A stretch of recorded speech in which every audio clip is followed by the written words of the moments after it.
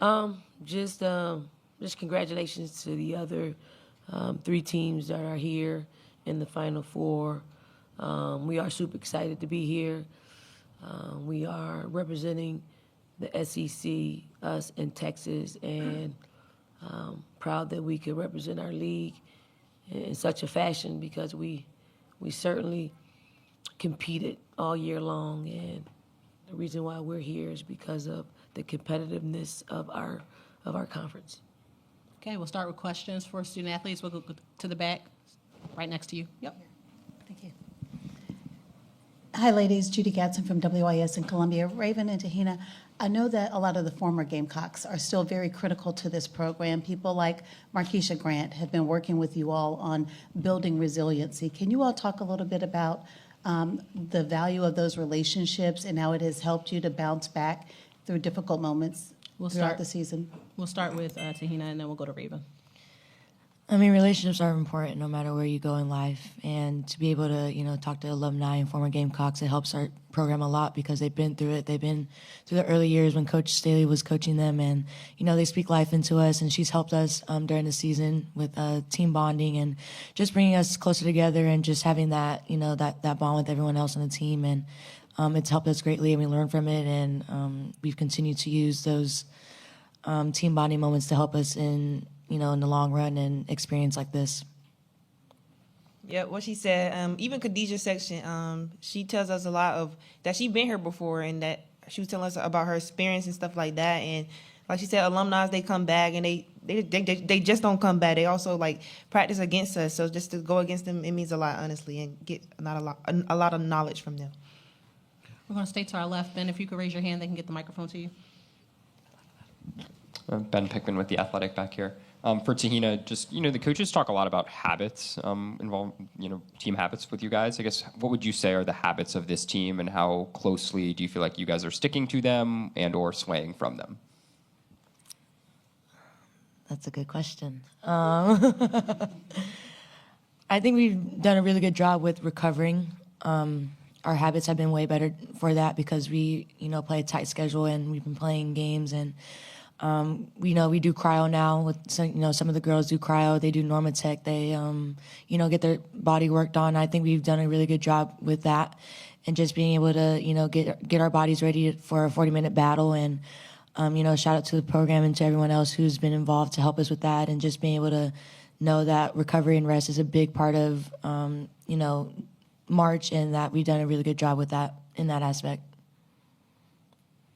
Yep, a lot of us hate cryo and ice baths, especially me. But now it helps. Like, it helps our body a lot. So We can come to the front, Jalen. If you could raise your hand higher so they can get the microphone to you. Hi, Jalen Johnson, Rising Media Stars. You guys have been affectionately known as Dawn's Daycare for a couple years now, the program. But what is it about the way that Coach Staley coaches you guys and the rest of your coaches that allows you to be 100% yourself, even if it does mean it's a little childish? Coach tells us when we get a little too loose, like before the SEC championship. She told us we were a little too loose and that we need to tighten up. So she knows when we're loose, and she knows when we're right. So I think it's a balance, honestly. Yeah, I mean, she's done a really great job this year. I think a little last year she was learning about it. She knows that our attention spans are very short, and that she got to get it on when everyone's paying attention, and that she tells the coaches that hey, they're gonna go wild in a minute or so. So get through your point. And she's just done a really good job balancing it and helping us out. And she's joined us, part of our childish moments as well. Sometimes she starts it as well. But it's just a really good balance. I mean, that's what the type of coach you want to play for, and she does a really good job locking us in. And then she, tells us, the seniors and the leaders, hey, get your team to tighten up. They're a little too loose. And we, relay that message to the team. And we've done a better job. But I know that we can do a little better, but we're just going to be who we are, and she accepts us for who we are as well. We'll shift to our right. Kirk Bowles from the Houston Chronicle. To both young ladies, I don't know if you guys can be too familiar with each other, having played 3 times already. Is this going to come down to who's got the best defense, and are these the 2 best defenses in women's college basketball? It's going to come down to heart, effort, and controlling the things that we can control, which is attitude and effort. Obviously, we can't control how the officials, do the game. We can't control everything that's outside of that, but we can control our effort and attitude. And, whoever's going to win tomorrow is going to determine who wants it more and who just wants to, pay attention to the details and be there for your team, and who's going to compete and, just compete for a 40-minute battle. Going to shift to our left. If you could raise your hand in the green so we can get the microphone to you. Eden Lassie, Hoops HQ. This is for both of you guys. On the flip side of that, like when, coach needs to tell you guys to kind of tighten up because you're being a little too goofy, like how does the sort of goofy silliness like help you guys keep things from getting too heavy, especially at a program that has such high expectations? If we could start with Raven. I think it helps us, honestly, because we, like Plies said that, we need to get off TikTok or whatever. I think some of us, we need TikToks, but if you eat, sleep, breathe basketball, you're honestly going to be depressed. You're going to be distressed about it, honestly. So I think it helps us, give us a little laughter, makes us enjoy things other than just basketball. So, I mean, we make each other laugh. Like, a lot of us are funny. Like, oh, my gosh, she's funny, honestly. So so we just make each other laugh, and, you enjoy moments like that. I mean, we're sisters, and it's more than just basketball, honestly. Yeah, I thought that was really well put. It's more than basketball. It's a family thing, relationship thing. And, when basketball is done, what you're going to have, and you're going to have relationships. You're going to have people in your corner who you can talk to and connect with. And you're going to, have a really good bond for life. And it's just something that, relieves pressure off us as well. It's something to take your mind off of basketball and knowing that we're all experiencing the same thing. Why not just share it together? And so I'm definitely going to, cherish all the relationships I've created from this program and the girls. And we're just enjoying the moment, staying in the moment, and just being present with each other. Going to move to our right. Rob, if you could raise your hand. Rob Knox from the Next. Raven, this is specifically for you. Throughout your career, what have you been most proud of your growth off the basketball court during your career at South Carolina? Honestly, I think overcoming adversity, and honestly, I used to be like a person that like listened to naysayers and stuff like that of how to critique me and stuff like that. So I'm learning how not to care, and learning that I'm a winner, like Coach said, and I do whatever it takes to win. So overcoming adversity and just know who I am and not put myself in a box. Going to stay to our right. You can raise your hand, then we'll come over to our left. Coach Trey from SB Nation. This is for you, Ms. Paopao. You picked it up against Duke in the second half. How important is leadership, and how would that transition now in the Final Four? It's super important. I mean, when your teammates are telling you to shoot the ball, you got to shoot the ball. And I felt like I didn't shoot the ball as much as I needed to before then. And they just needed me to step up and be there for them, and that's what I had to do, especially wanting to win. And so you got to do whatever it takes to win, and they told me to shoot the ball, so I went out there and shoot the ball. Go to our left. If you could raise your hand, he's standing right next to you. Beth Wool from Fox Carolina in Greenville. The ESPN crew told us this morning that Dawn has been trying to point you guys in the direction of harnessing that underdog mentality coming into this weekend. What does that mean to you, and what does that look like this year when so many people think, well, South Carolina, the dynasty and defending champs, how do you become an underdog? How do you guys harness that mentality? Raven Johnson. Honestly, I think I don't look at ourselves as underdogs. We're South Carolina. I feel like it's not a lot of. It kind of put a little pressure off of us a little bit. I think we're just gonna come and bring our A game. I mean, all of us wants to win. Everybody here wants to win. We know they're gonna come and bring whatever they have against us. So I think we just need to listen to our coaches because they game plan and execute what they have for us. We'll move to our right. Hi, I'm Gigi with Overtime. And if you could pick, this for both of y'all, and if y'all could pick one fit from Coach Staley's closet, what would y'all pick? We're going to start with Raven. One fit you could choose. I wear She wears too many. Too I much don't clothes for know. probably Yeah. these two. They don't have an Not appreciation. facts, not They don't have an facts. appreciation She for got fully me. She got clothed. me. Yeah. They don't have these two. Nah. Just her. No. No, but one that sticks out was probably her denim fit this year. I don't know. I think it was a couple games ago, but the denim fit was nice. Take our I'm sorry. Raven, did you answer? I apologize. I was just saying all her Louis Vuitton stuff. Yeah, all Louis I need Vuitton. that. Yeah, them some hard fits. Yeah. We're going to take our next question from the back. Hey, Whitney Sullivan with WLTX in Columbia. So every team has its own heartbeat. What's the heartbeat of this team? Te-Hina, Paopao. Yeah.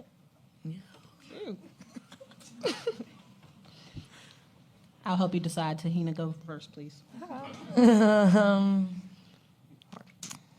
That's a good question. Perseverance. I think we experienced a lot of things we didn't experience last year, and every time we, lost or did something, we learned from that opportunity and grown from that opportunity. I thought that heartbeat was just perseverance and how we got tougher, and our toughness is, going through battles together. And I'm just really proud of this team, and we know that the job's not done, so I'm gonna say perseverance. We're going to stay to our left. We're going to go to this third row, then we'll come back up to the front. Hey guys, Joe Machico with the Big Spur. The seatbelt gang is something you guys have really latched on to defensively. I believe both of you guys are members now. Where did that start? And then just walk me through how cool it is to be connected on the defensive end of the floor this time of year. Let's start with Raven. Sorry. It originally started with J.C. Horns with football. He called himself the seatbelt game, and then Dejanay Carrington during the WNBA season, she did something like this, and she said seatbelt game. So me and Breezy, we was like, we locked down offenders. Like, we need to be a part of seatbelt game. So we just started, saying we're seatbelt game. And Pal had like 4 blocks. I had my little defensive moment, And now she's a part of seatbelt game. So it honestly mean you're honestly don't come on our island when it comes to defense. Like, when we're in front of you, just know you're gonna have to make a tough bucket. Honestly, so. I'm going to move up to the front. Hey y'all, Misha Jones with Rising Media Stars. And so you obviously got Don Staley, one of the best guards to ever play the game, but you also have Jolette Law on the staff, your assistant coach, who is an amazing guard in her own right. Both of y'all play the guard position. Both of y'all have to, carry that mantle for this squad. So what does she bring to each of you individually, and how has she helped you grow as basketball players? Honestly, if she in every practice, when she don't hear my voice, she screams at me. I be like, all right, like that's enough, honestly. So I feel like her energy every day, it helps us a lot, and not even just on me not talking with the defense. And if I take a play off on defense, like she's always constantly in my ear, like you cannot take a possession off. So you need a coach like that, honestly. And I know that she played with the Harlem, what do you call them? Yeah, I was like, oh, okay. So yeah. Yeah, I mean, she's a great coach. You hear her constantly through practice, reminding us that we got to talk, and she's done a really good job with that. And just her passing ability, I'm so amazed by it. And she, gives me pointers about it because I can be a better passer, But she's just been able to, pour into me, pour into not only as a basketball player, but as a woman as well. And, it's really nice to have a coach like that in your corner. We'll take our last question for student athletes right here, second row. Hi, Carolyn Bryan, Women's Sports Weekly podcast. Coach Staley has talked about quite a bit how you react to change really well and implement that change. Can you both talk a little bit about in your personal games how you have taken some changes and implemented it?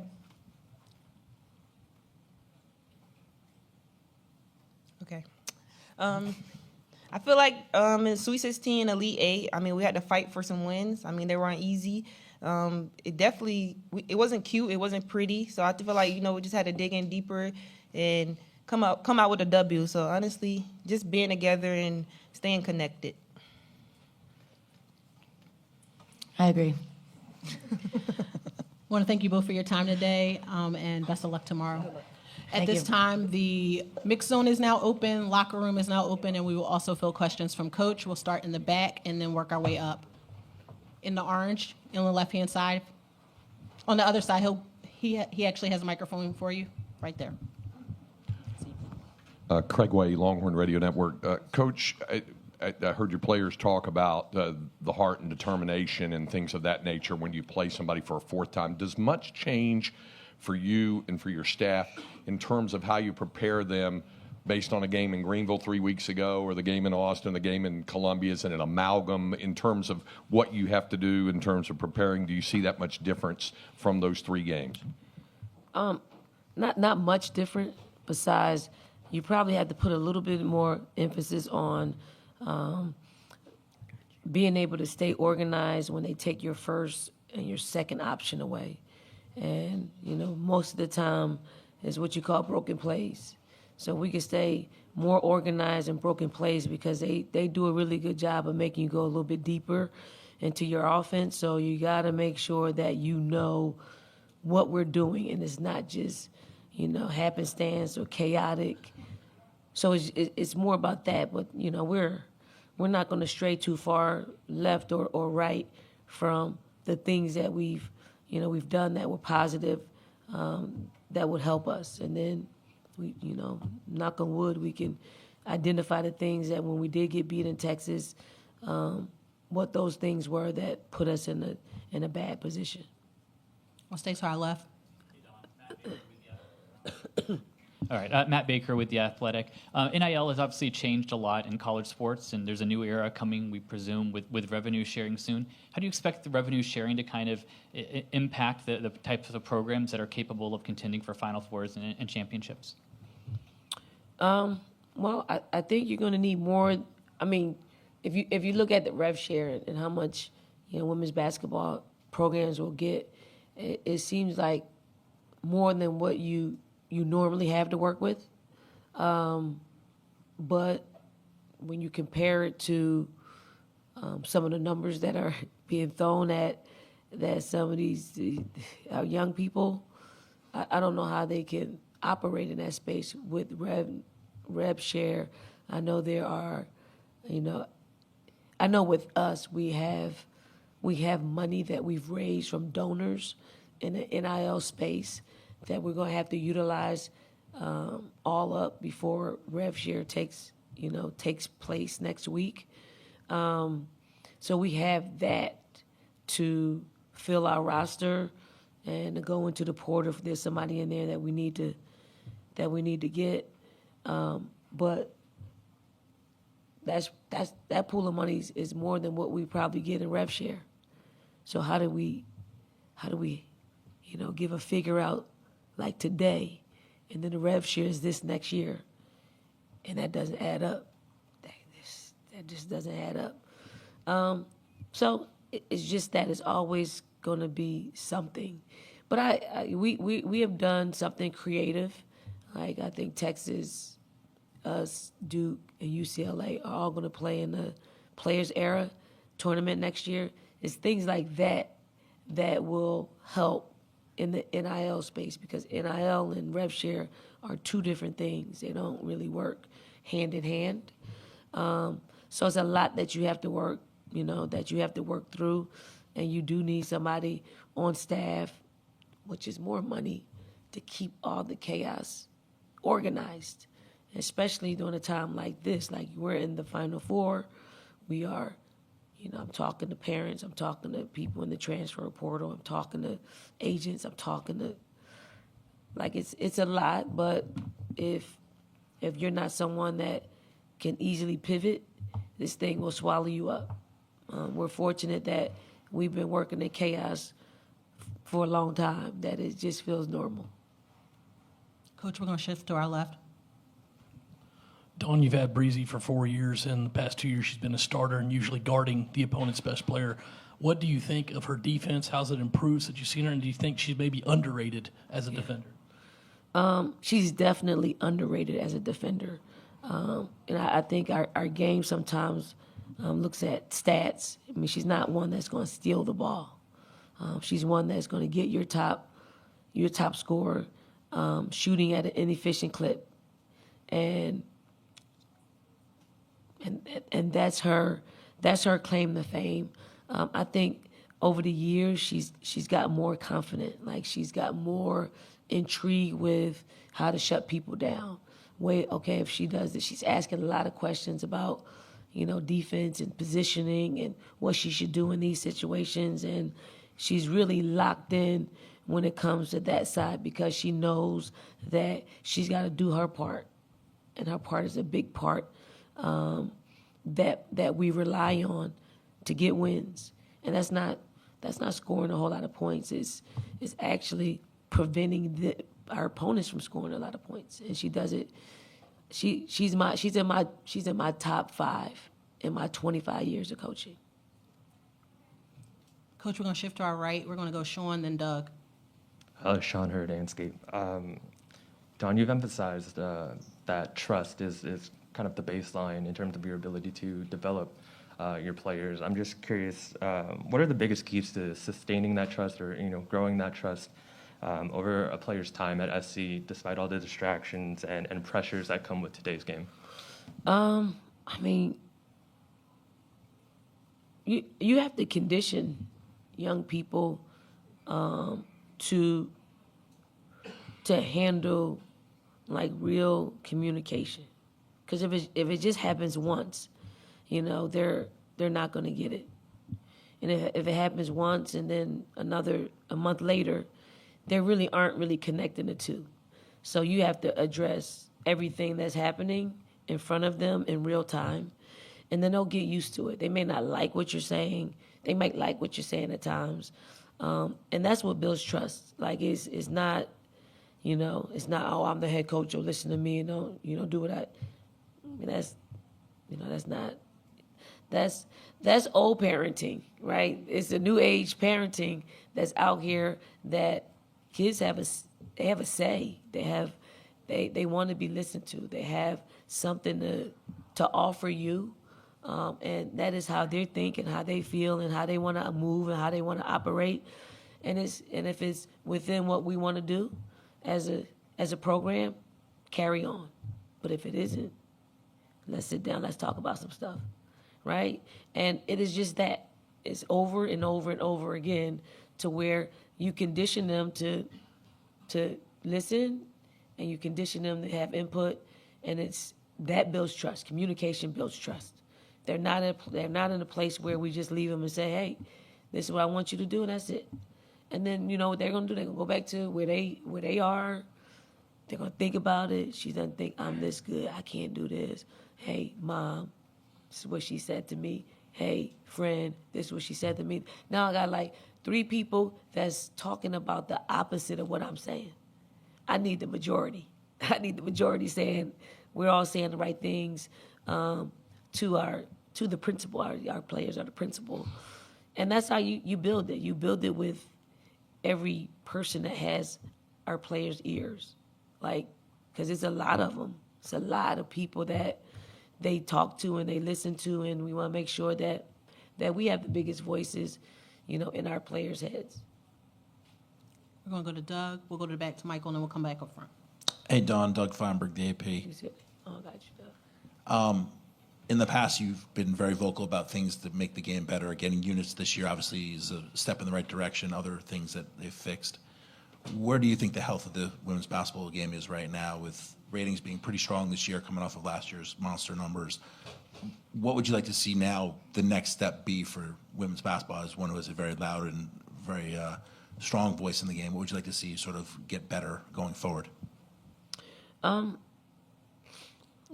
I would like since we're in this rev share space, our rev share, our ability to bring in more revenue is increasing. Okay, so women's basketball has been held at a certain place. Now that rev share is a part of it, we're not considered a revenue-producing sport prior to us, being in demand.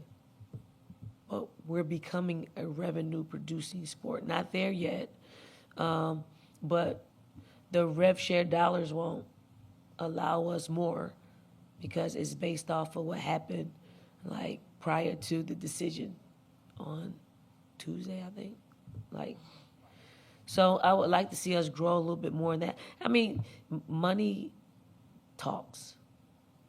And the more money that we can produce, the more that we can ask for more. But we've been held down. We've been held down for decades to now, now we're in a good place. I think we need to go back to the table and talk about some things. And from a rev share, I think we need to continue to increase the units. I do think women's basketball needs its own television deal. I do think we need our own deal, and then we really will find where we are in our worth. We'll go to the back. Michael, if you could raise your hand. Coach Staley, you played against Vic's teams, both Mississippi State and Texas, I think 5 times for the SEC tournament title. And then in the 2017 national championship, you won all those. Are there certain things you guys have been able to do well against his style of play, and how might that help in terms of going against them again tomorrow? I mean, we're both defensive minded. So it's probably we've had a bigger offensive spurt throughout those games that we've played, that were at a higher stake.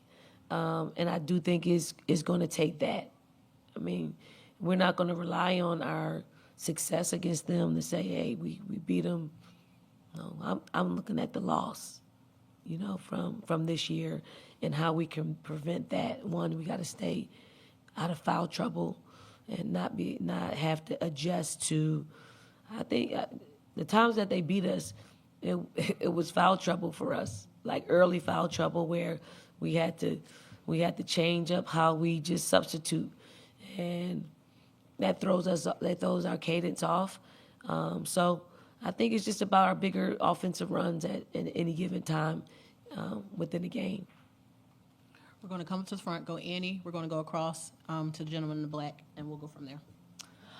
Annie Costable from Front Office Sports. Sorry, I almost just said my previous employer. Front Office Sports. I got a sweatshirt from y'all. You talked about the transfer portal just being open during the tournament, and you're fielding calls. You're doing a lot. You're also playing in a game.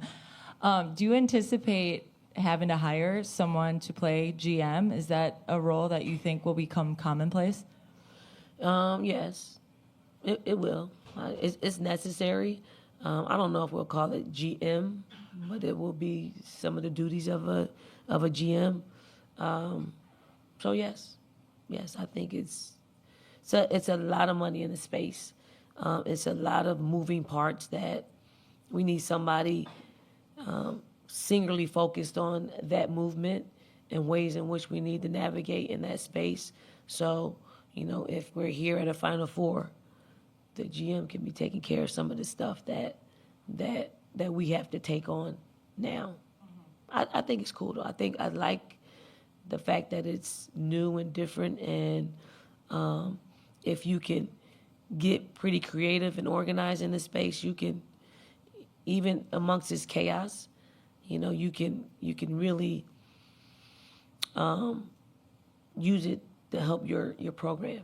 Do you appreciate the juggle, coaching and taking? Yeah, I got ADD, so it stimulates me. It stimulates my ADD. We're going to go to our left, take our final question. Dawn, Roger Wallace from NBC in Austin. What do you see in Madison Booker's game? What do you like about it, and what problems does she cause? Just a bona fide scorer. Not even a bona fide scorer. She's a playmaker. Like she can score the basketball with the best of them. She can play multiple positions, so she's versatile. She can facilitate. She's a really great rebounder. She's a difficult matchup. Like you really have to, you have to play her 1.5 players. Like you can't just straight up play her, because she has so much of a skill set that if you don't show whoever's guarding her and then show, close her space off. Because she's able to rise above. She's a big guard that could pretty much get her shot off at any given time.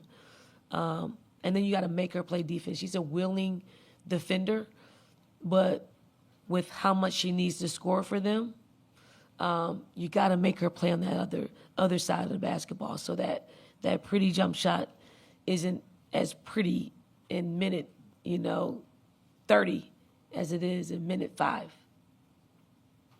Coach, I want to thank you for your time today. Best of luck tomorrow. Thank you.